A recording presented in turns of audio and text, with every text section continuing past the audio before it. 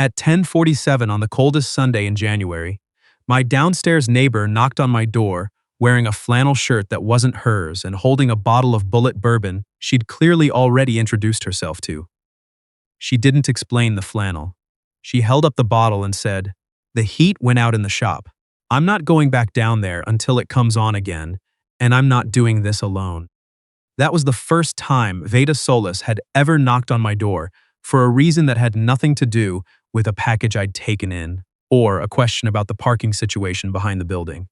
I should have understood what that meant. Either I didn't or I did, and I let her in anyway. My name is Boone Carver. I was 29 that January, working as an urban arborist for the city of Asheville. My job was assessing trees, whether they were structurally sound, whether they were a risk, whether the roots were lifting the sidewalk into something that would eventually break someone's ankle. After a 4-day ice storm, I'd been on the road from sunrise to dark every day that week, tagging damaged limbs before the next freeze came through. I got home most evenings smelling like pine sap and wet bark, too tired to cook and not tired enough to sleep. The building I rented in was an old textile warehouse. Someone had converted into 3 units about 12 years earlier. Exposed brick, original hardwood floors, windows large enough to make you feel watched after dark. Veda ran a bookshop out of the ground floor commercial space. She'd been there 2 years, first with her boyfriend Hollis, then, for the last 8 months, without him. I lived directly above the shop, which made us neighbors in the way that only old converted buildings create. Close enough that I could hear when she was having a difficult phone call. Far enough that I pretended I couldn't. We'd built something I didn't have a clean name for. She left coffee outside my door on mornings she knew I had early calls. I took her packages in when afternoon deliveries came and she wasn't around. We talked on the back stoop sometimes, her with a mug, me eating whatever I'd forgotten to sit down for. She'd ask about which trees I'd worked on that day and actually listen, which is rarer than people think. I'd ask what she was reading, and she'd give me the version that left out the boring parts, which is rarer still. For 14 months, we circled each other at a comfortable distance, and I told myself that was the smart way to handle it. I had reasons.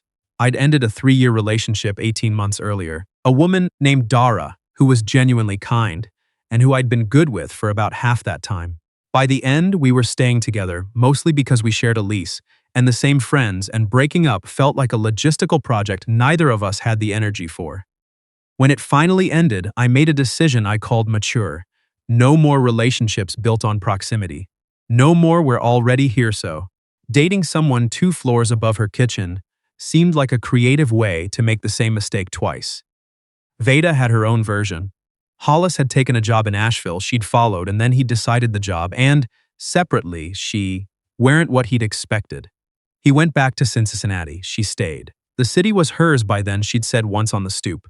She'd stopped explaining herself to people who didn't understand why that mattered. So when she showed up at my door in someone else's flannel, I had reasons to let her stand in the hallway. I stepped aside instead. She sat on my kitchen counter like she'd done it 100 times. The flannel belonged to the shop. She kept an old one near the back room door for cold inventory days. She'd grabbed it when the heat quit because her own jacket was upstairs and she didn't want to make 2 trips. That was her explanation. I hadn't asked for it. I found 2 glasses. She poured with the carelessness of someone who'd already had one before coming upstairs. "How long has it been out?" I asked. "Since around 9. Super says the part's back-ordered. Tuesday at the earliest." "Can the books handle 2 days?" She looked at me. "You're the first person who's asked that. You have first editions down there." 11. "I put the most valuable ones in the back office with the space heater. They'll be okay." She took a drink. "I'm not worried about the books." "What are you worried about?" She reached into the front pocket of the flannel and pulled out a folded envelope. "I got this Friday," she said. "I've been painting the shop walls for 2 days instead of opening it." The letter was from something called the Whitmore Literary Preservation Society. Out of Seattle, a fellowship. 18 months, working with a private collection of 19th and early 20th century books and manuscripts left to the organization by a deceased collector. Cataloging, digitization, preservation consulting paid. housing stipend included. This is significant, I said when I finished reading. It's the kind of thing I went to school for. Her voice was level in the way that meant she was working to keep it that way. It's the kind of opportunity I thought I'd missed by choosing the shop instead of a graduate program. And the shop? I could sublease the space for 18 months. Inventory goes into climate-controlled storage. It would cost me less than running it, honestly. She looked at her glass. My numbers haven't been great. Then, what's the problem? She didn't answer right away. Outside my windows, the street was quiet. I still coated the tree branches I'd tagged that morning, including a big red oak on the corner I'd marked urgent. It was going to come down in the next wind event if we didn't get to it first. I've been here 2 years, she said. The first year I was basically just existing in Hollis's empty space. This year, the shop started feeling like mine. The city started feeling like mine. She met my eyes. I'm not sure I want to trade that again. For the opportunity of a lifetime. I traded a graduate program for the opportunity of following Hollis here. She said it without bitterness, just fact. I'm not good at knowing which trades are worth it. I refilled her glass, not because she needed more bourbon, but because I needed something to do with my hands. The truth was, I understood exactly what she wasn't saying. She was telling me there were reasons to stay that weren't only about the shop or the city. I could acknowledge that, or I could be careful. It was the same choice I'd been making for 14 months. You should take it, I said. The kitchen went quieter. Right, she said, sure. It's an incredible opportunity, Veda. 18 months isn't forever. She nodded at a spot on my wall. No, it isn't. I'd said the wrong thing. Not because it wasn't true. It was true, but because it was the truth I'd reached for, because it was the safest one in the room. She knew it too. She'd always been good at recognizing when someone was giving her the answer that required the least from them. She slid off the counter. I should let you sleep. You've had a long week. You don't have to go. The space heater will keep the books okay. She picked up the bourbon bottle. Veda. She stopped. I don't mean take the fellowship and solve whatever this is by leaving. I stopped, because I was about to say something I'd spent 14 months carefully not saying. I mean, if I told you to stay and turn it down, I'd be making your decision smaller for my own reasons. And I don't want to be someone who does that to you. She was still. Those are two different things, she said. Telling me what you want and telling me what to decide. I know. So tell me what you want. She was in a flannel that wasn't hers, holding a half-empty bottle of bourbon, and she looked more awake than I'd ever seen her. Which was something because she was always noticeably present in whatever room she was in. I want you to not go, I said. But I don't trust my own motives enough to say it like it means something. She stood there for a long moment. Then she set the bourbon bottle back on my counter. Keep that, she said. I'll come back for the rest of it. She left. I stayed in my kitchen after the downstairs door closed and listened to the building settle. The next 4 days were different in a way that didn't announce itself. The heat came back on Tuesday. I walked down to the shop that afternoon on my lunch break with 2 coffees, usually her move, not mine. She looked at the cup I set on her counter and didn't say anything about the reversal. We had dinner Wednesday. Thai place on Lexington she'd been wanting to try. I said yes before she finished asking. Over pad CU, she told me about the specific books in the Whitmore collection. A first edition Thoreau, 2 Whitman pamphlets that had never been digitized, a set of letters between a botanist and her publisher in the 1890s that no one had properly cataloged. She talked about them faster than she talked about anything related to the shop's overhead or slow season numbers. Her hands moved differently. You light up, I said. She paused. What? When you talk about the collection. You look different than when you're talking about whether the shop can cover rent. She put her fork down and looked at me for a moment. Then she said, I hate that you're right. I know. It doesn't make the decision easier. I know that too. She looked at me across the table. The restaurant was warm and slightly too loud. What changed? She asked. Sunday you were reading from a script. Tonight you're actually talking to me. I was scared Sunday, I said. I gave you the answer that required the least from me. I held her gaze. I've been careful with you for over a year because I didn't want to complicate something good by wanting more of it. And I think you've been doing the same thing. A pause. I've been careful with you, she confirmed. So here's what I actually want. I moved my hand across the table, not grabbing hers, just putting it there. I want to know if we're something. Before you decide anything about Seattle. She put her hand over mine. We've been something for a while, she said. I think we both know that. We walked back to the building in the cold, close enough that our shoulders kept touching. At the door to her shop, she turned. I kissed her. Once, unhurried. When I pulled back, she kept her hand on my chest for a moment before letting go. I still don't know what to do about Seattle, she said. That's a separate question. I tucked a strand of hair behind her ear. Take your time with it. She took the fellowship. She told me 9 days later, on the back stoop with our coffees. Same as we'd been doing for over a year, except nothing was the same. She'd made the decision the night before, and slept on it, she said, and it still felt right in the morning. That was how she knew. I didn't pretend I wasn't disappointed. She'd asked me not to. I told her I wished the Whitmore collection was in Asheville, or Raleigh, anywhere that didn't require a direct flight. She said she knew. She put her head on my shoulder for a minute, and we sat like that until her coffee went cold. The next 3 weeks moved fast. She arranged the sublease. We moved her inventory into a climate-controlled storage unit on the edge of town, and we argued pleasantly about the correct way to pack fragile books, which meant I mostly held boxes while she arranged them and told me what I was doing wrong. We were careful with each other in a new way, not the way that created distance, but the way that treated time like something worth paying attention to. On her last night, she ordered pizza, and we ate it on my kitchen floor because her furniture was already in storage. The empty shop below us made the building sound different.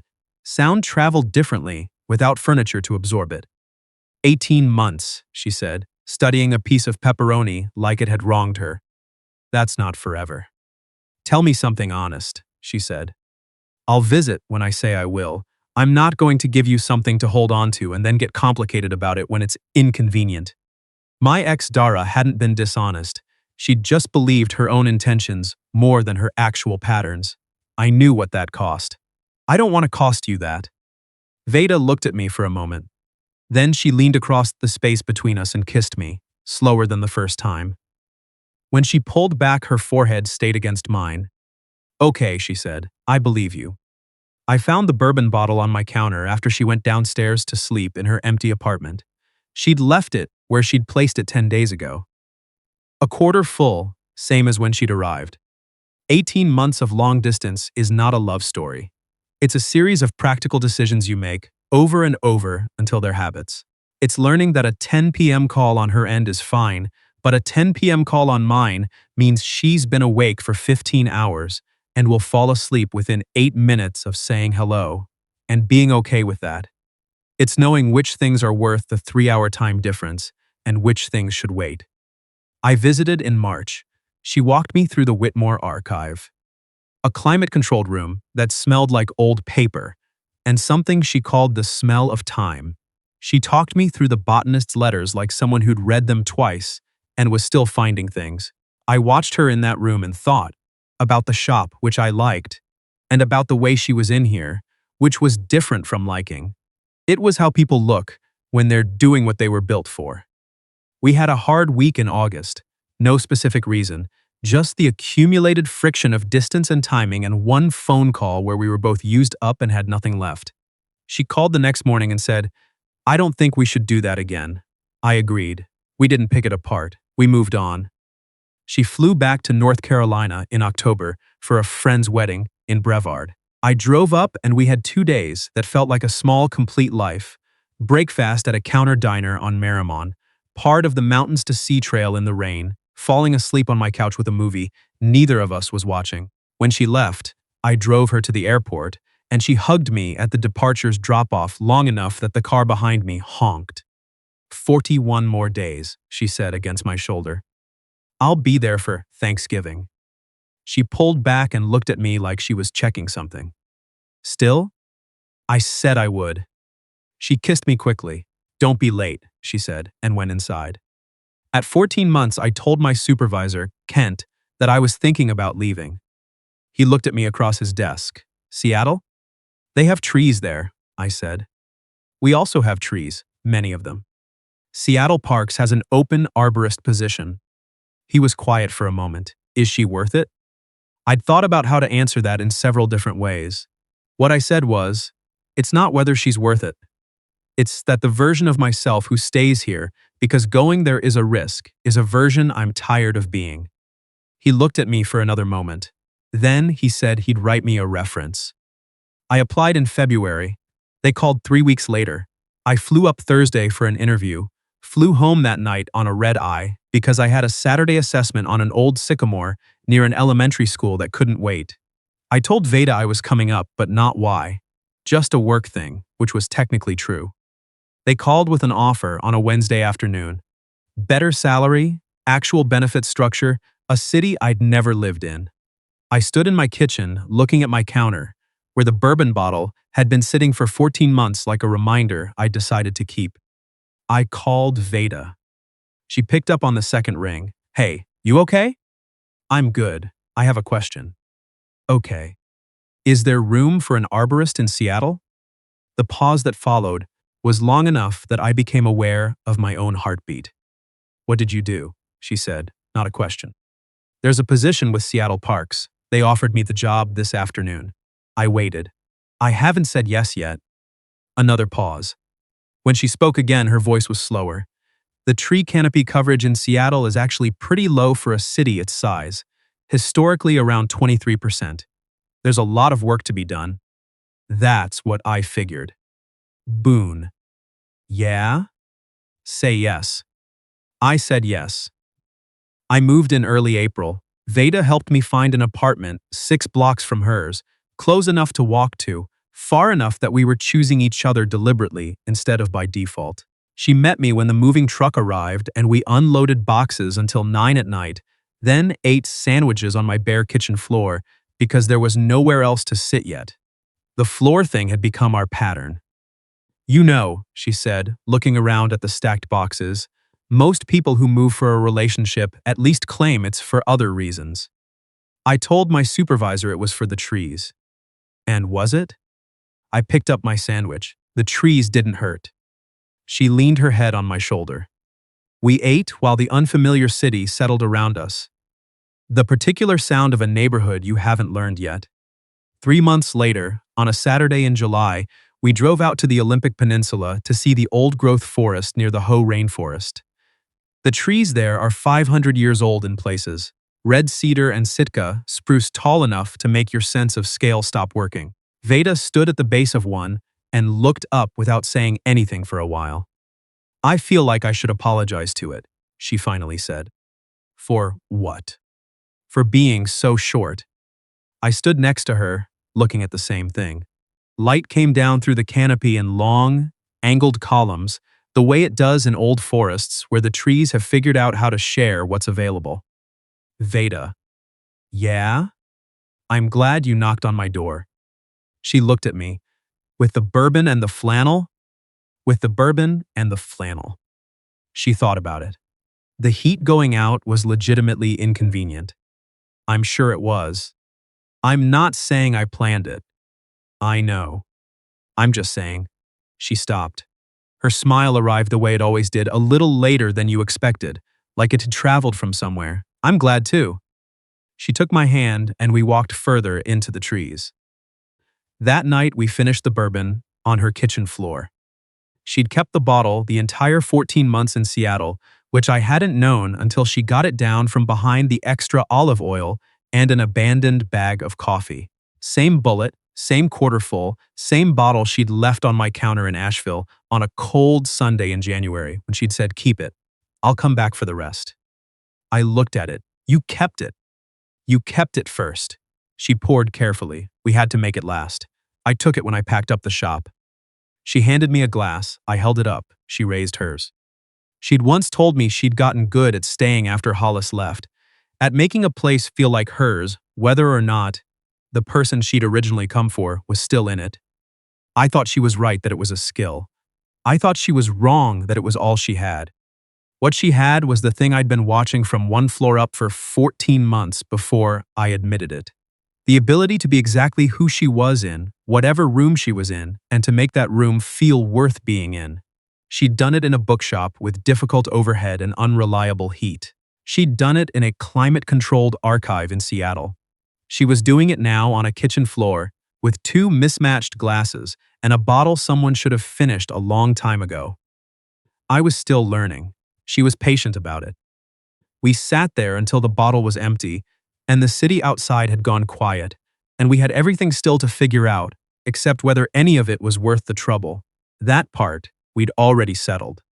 If you've got someone you've been careful with for longer than you can explain, a neighbor, a coworker, someone who leaves coffee outside your door on hard mornings, go knock on their door. Bring something. Don't plan what you're going to say. Some conversations are better when you didn't prepare for them.